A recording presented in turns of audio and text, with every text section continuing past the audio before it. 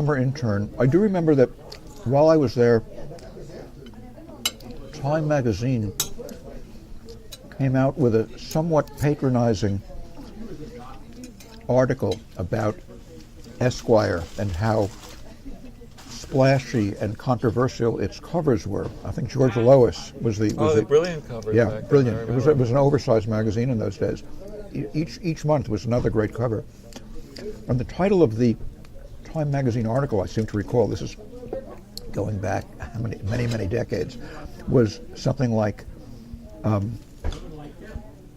"Goodness, how outrageous," or something like that. And the article was sort of, in some ways, complimentary, and in some ways, a little contemptuous. But I remember the next morning, when Hayes came to the office, people called out to him, "Hey, Harold, what do you think of that Time article?" And he very briskly shrugged as he walked through the office, and he said, "Could have been worse." And I was very impressed with that. His aplomb. That he just let it slide off of him. Exactly. It didn't bother him. Yeah. Now your name, that Ebon that you had, that was a Manly Way Mama, Frank Belknap Long, that you pulled your middle... I guess. I'm trying to remember which of them it was either, I thought, to honor... I'm going to have to Google that. I don't know if it's a Frank Belknap Long story or Manly Way Wellman story. There's something. You're right. Something about that. Something. But in any case, it speaks to the influence that the great writers who preceded us had on you in your life. I mean, I know you were reading Arkham House books at a young age. You're very, very good at sliding from topic to topic. There's so much. It could be Ted Klein. This is your life. I'll begin pulling people you knew in childhood out from the back of this delicatessen and then presenting. I can't wait to see my first grade teacher again. Oh no! And what would your first grade teacher say? I always knew you would end up here. I think she'd say that. That's what you would say. But because I know one thing I find I'm trying to grapple with about your history. Your first story that you ended up having published, the events at Porth Farm.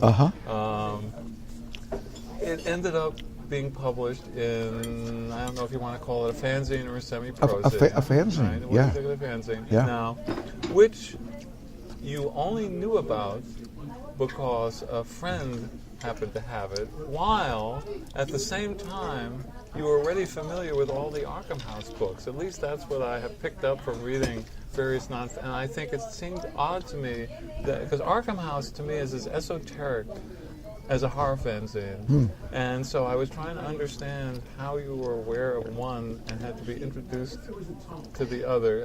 Of course, we're speaking of events 40 years in the past. Well, obviously, you're very kind, and I know in these interviews to make it seem as if there's anything interesting about about getting a writer to recall how he sold his first story. I don't know that I don't know that in my case it isn't terribly interesting. I think I wrote the story, the events at Porth Farm, hoping to do what I guess Ramsey Campbell had done. Basically mail it to August Derleth in the hope that maybe he would put it in one of these Arkham House anthologies. And only when I'd finished the story did I learn that Derleth had died. And then I sort of didn't know what to do with it, but somehow I came across this magazine that somebody named Harry Morris, Harry O. Morris, yes, I remember, out in Albuquerque was putting out. And I think I mailed him the story with a very self-protective little cover letter saying something like, this isn't really a submission. I know, it seemed as if it wasn't not. I don't know, passive-aggressive trying to have it both ways. Word at it. I think you said, I thought you might like to read this. That's right, Something exactly. Might be of interest. Exactly, it was a pretense of being very casual about it. And but he did run it with a very nice illustration by Tim Kirk, very good artist that I like a lot, and he also on his own sent it to this fellow named Richard Davis in England, who was putting out this series of books like Year's Best Horror, and Davis included it in that as Was well. there something called From Beyond the Gateway? From Beyond the Dark Gateway. Dark Gateway. Quite a title. That was the fanzine, Yes. right?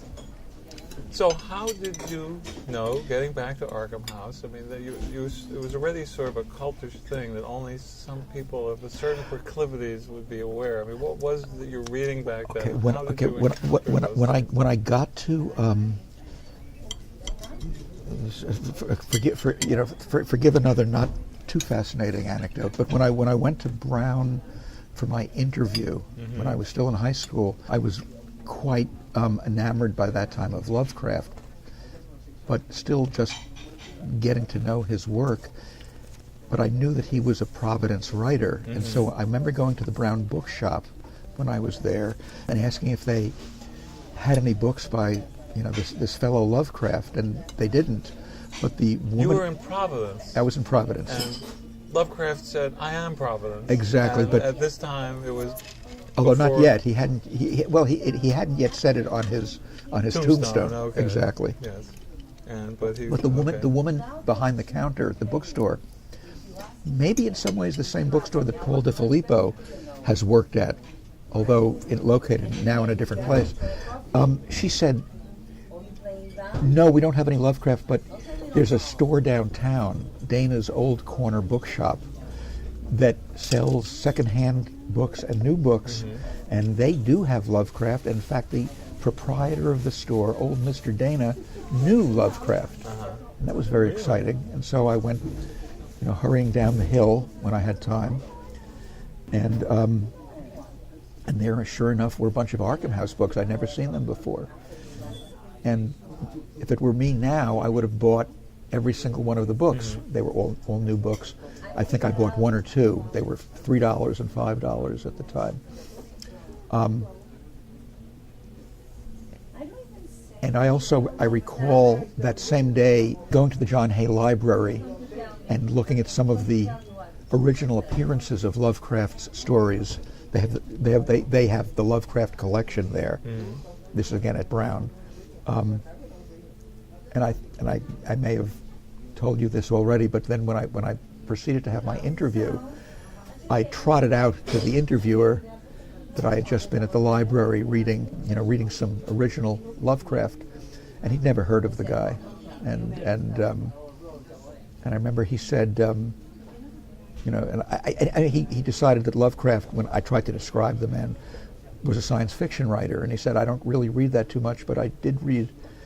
He said, "I just was reading a story called The Daughter of Time, a book." And I said, "Well, isn't that a mystery by Josephine Tay?" Anyway, I'm sure that I came across to him like a sort of an interesting nerd that would make a good prospective, Brown student, and so that's probably how I got in. Accepted you. Yeah.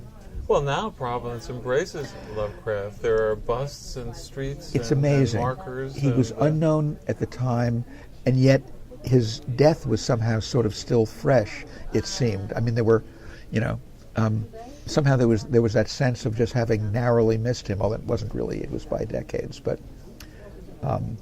Well, I do remember being at a not a World Horror Convention, a Bram Stoker Awards banquet where Harlan Ellison was probably the guest of honor, and he pointed out Julius Schwartz in the audience and said, Julius Schwartz is the only man alive to have shook the hand of H.P. Lovecraft, so go over to him and shake his hand, because he was his agent at one point. Right, where was this? This was in New York. I remember, I was there. Yeah, I do remember that. I'm thinking also that the guy that Lovecraft collaborated with on In the Walls of Eryx, you know what? Who? I don't remember his name. Why? No, but he was a young guy who, as a teenager, he was still alive as well. Yeah, I think he's gone now.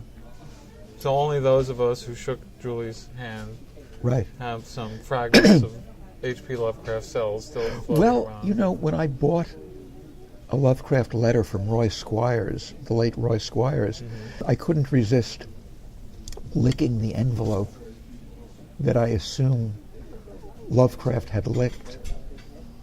There was a little bit of And of spare glue, I suppose.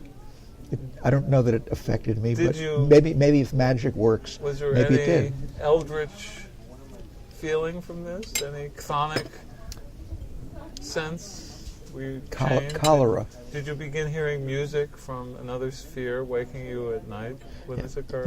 No. Have you ever admitted this in public before? I don't think so. So, It just comes back to me. so that means whoever ends up with this envelope has DNA of the. I could just imagine the love child of Kay Klein and And Howard Lovecraft. Well, you've read this, no doubt, that supposedly with the mixing of molecules of air in the atmosphere, that supposedly every breath we take has Caesar and has That's right, and Everyone's back to the Einstein beginning of and the dinosaurs and so forth. No. Yeah, is that?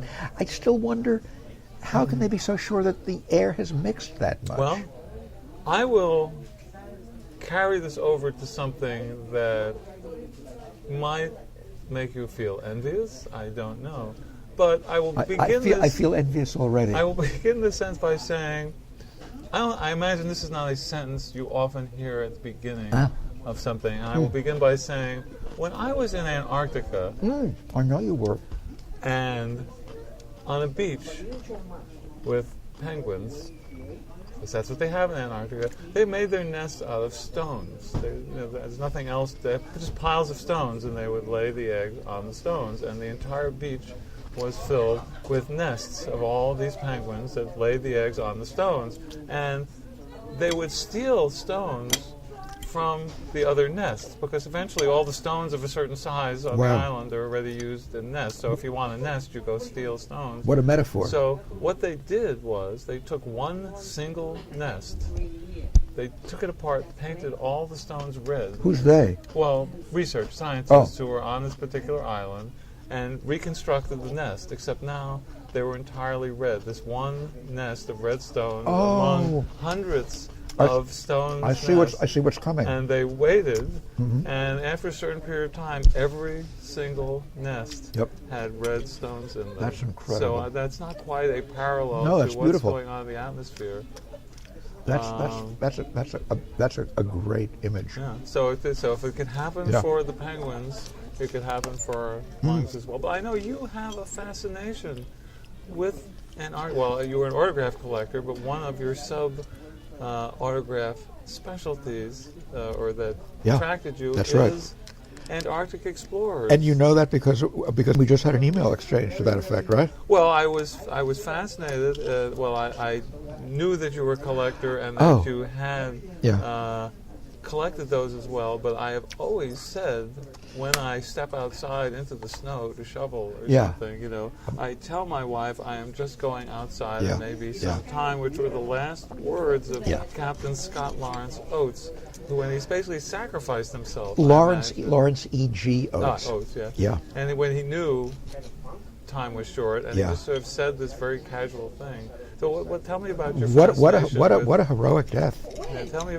So, what is it that you own of his to remember? Oh, I just have a framed signature of his somewhere on my wall. Really?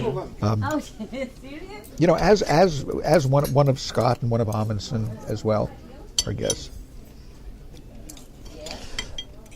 I mean, if you ask what has fascinated me about Antarctica, I suppose it's just pleasant to read about this kind of heroic adventure while warm and cozy under the covers, So is that the only way you wish to experience it, while warm and cozy under the covers, or is it something that, if the unlimited money happened after you started that other magazine we were talking about, would you put some of the money into Antarctica, or is it just not your thing? I think it was you who told me, to my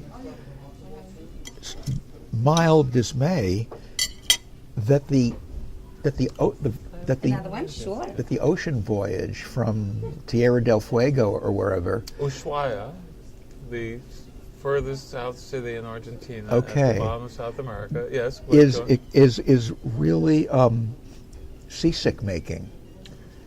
until you get down. For 36 hours, the boat is tossing this way and that. Yeah.